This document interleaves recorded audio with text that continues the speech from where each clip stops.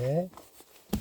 2월 21일 화요일 말씀을 실제같이 확인하겠습니다. 제목같이 읽으시죠. 형식이나 의식을 뛰어넘는 진정한 경배. 예수님 때에는 찬양대가 없었습니다. 마이크도 없었고 뭐 이런 게 전혀 없었죠. 그러나 그들은 진정한 경배를 드렸습니다. 예수님이 정말 거룩하고 그런 신실한 사람들에게 진정한 경배가 뭔지를 말씀하신 게 아니라 남편이나 다섯이 있었던 한 여인에게 하나님이 찾으시는 예배는 예루살렘 성전이라는 장소도 아니고 사마리아에 있는 그림신산도 아니고 너희 영에 있다라고 말씀하시죠. 하나님은 영과 진리로 예배하는 자를 찾는다. 그래서 형식, 의식 이것들을 뛰어넘는 진정한 예배를 우리가 드릴 수 있습니다. 찬양이 없어도 되고 어떤 찬양팀이 없어도 전혀 상관없습니다.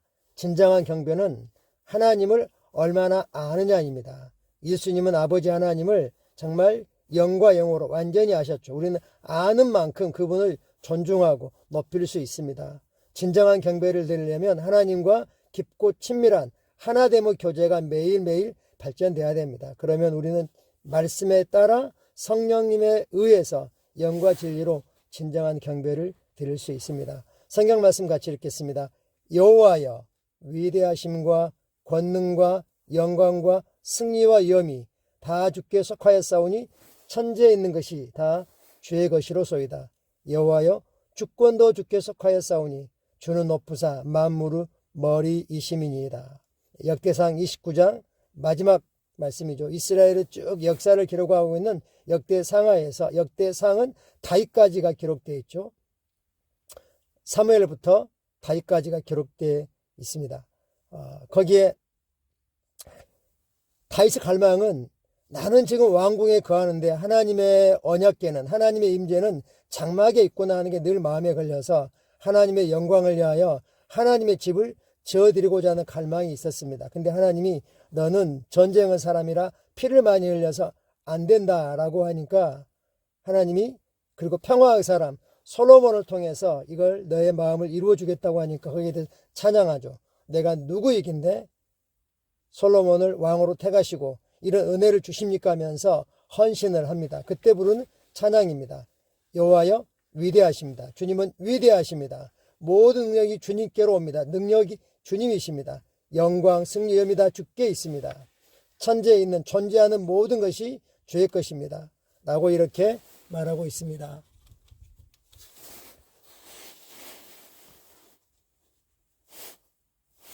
할렐루야.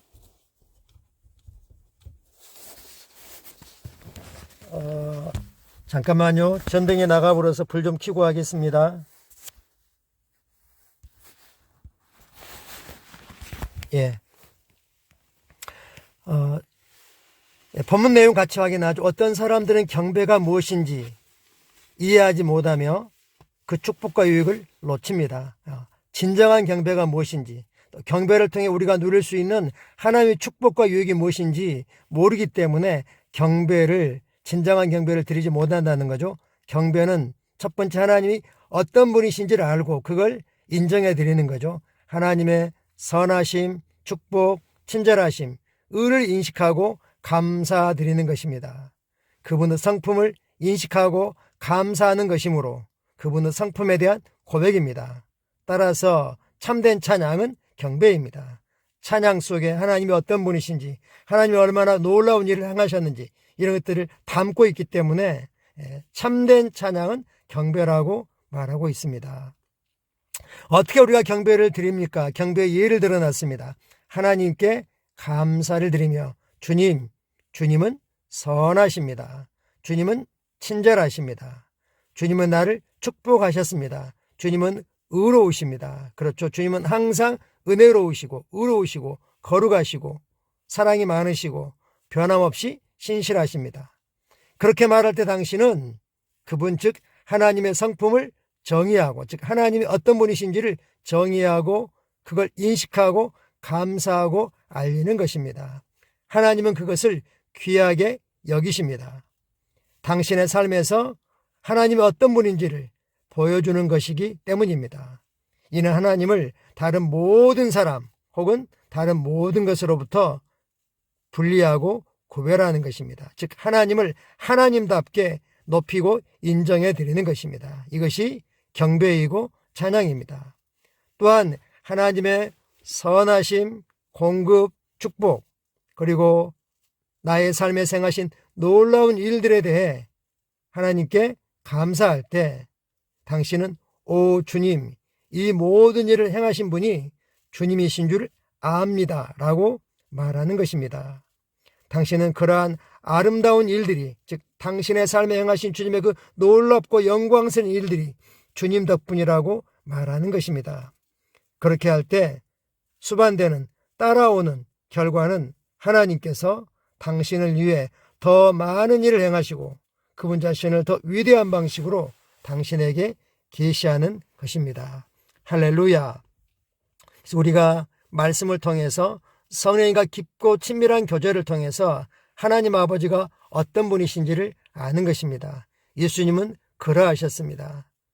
주님은 항상 나의 말을 들으십니다 라는 확신이 그리고 평안함이 있었던 것과 같습니다.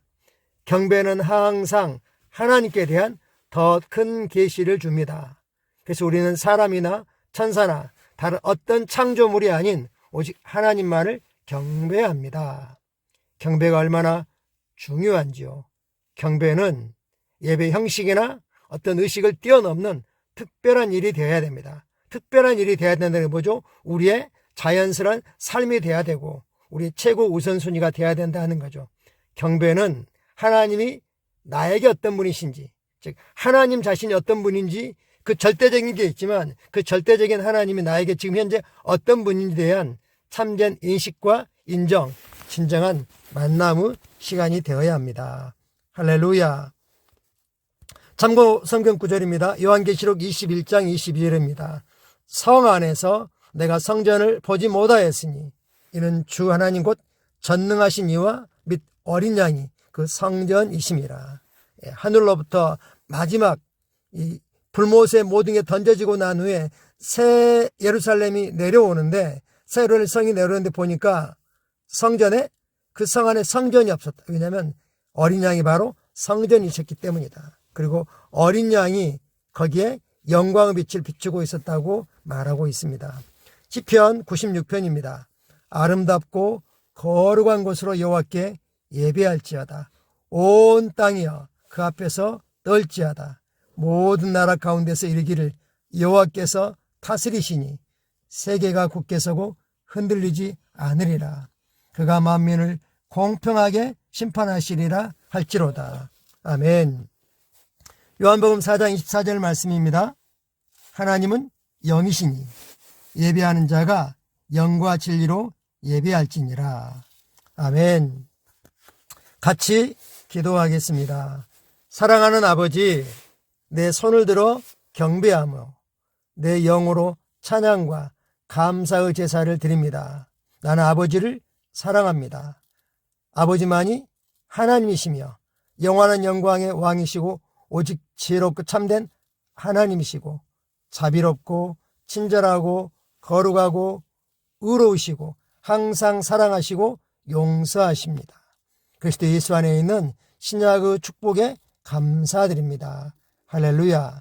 이와 같이 하나님이 어떤 분이신지, 하나님의 본성이 어떠한지, 하나님이 어떤 성품을 가지고 있는지, 그리고 하나님 우리 삶 가운데 얼마나 위대하고 놀라운 일을, 선한 일을 행하셨는지를 우리가 알고 그걸 고백하고 인정함으로 주님을 경배할 수 있습니다.